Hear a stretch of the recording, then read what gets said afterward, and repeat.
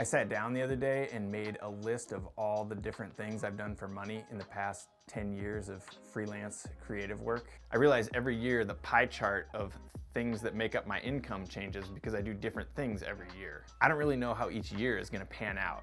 I make things, some of them make money, some of them make less money, some of them make no money. I think it's going okay, not because I'm good at accounting, but when I started my business, quote unquote, I was living in a 2005 Chevy Astro van, and I don't live in that van anymore, so I must be doing something right. So how does somebody make money making art? Here's one way I think about it. Let's just say there are two categories of art. Art that makes money and art that doesn't make money. So maybe that's a spectrum. One end is Taylor Swift's new album, and the other end is you playing your local open mic night. But most people making a living with art are nowhere near the level of Taylor Swift, so maybe the binary there is more you're gonna make something you know will make money, or you'll make something you're not sure will make any money. So you kind of make a choice on how you're gonna spend your time.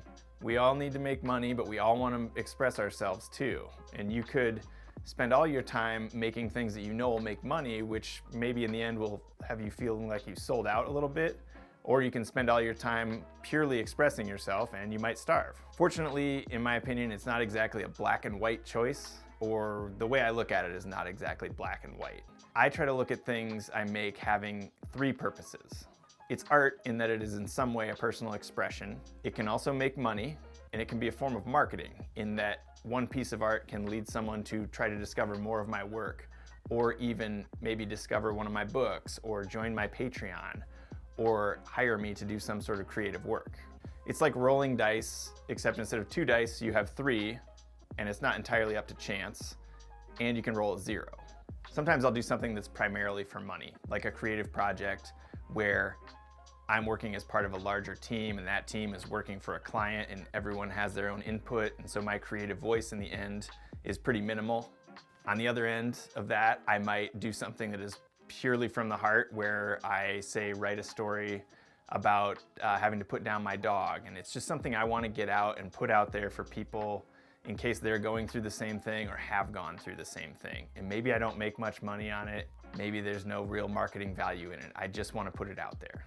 Occasionally I'll make something like an illustration or writing an essay, and I'll put it out there, and I can tell from the feedback I get that it didn't really resonate with very many people besides 1 or 2 who leave a nice comment or send me an email. And sometimes I'll spend a lot of money and time on something that I'm just hoping might make some money in the end, but I really just want to do it.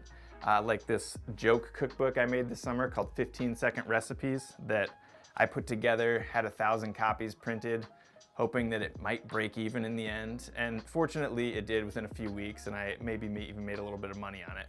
But at the beginning it was just pure art, no money, no marketing. And then sometimes I'll make something and put it out in public on social media or on my website, and it won't have much of an effect besides reminding someone that I exist, and they'll think, oh, I wanted to buy a t-shirt from that guy's website, or I need to reach out to him about a project we should work together on. There's this famous Quincy Jones quote that you can find several versions of on the internet.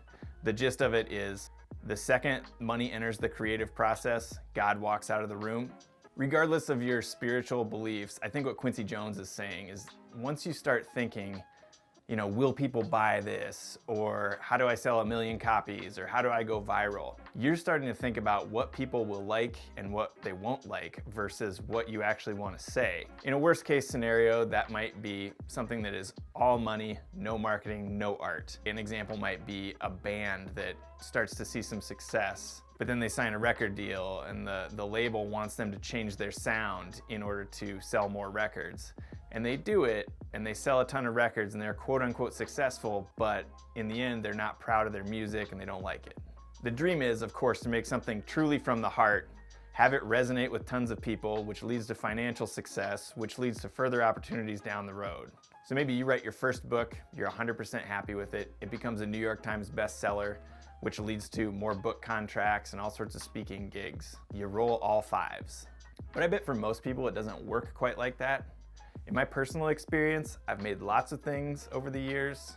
Some of them pay well, some of them pay not as well, some of them lead to more opportunities down the road, some are just a one-time thing that was a lot of fun.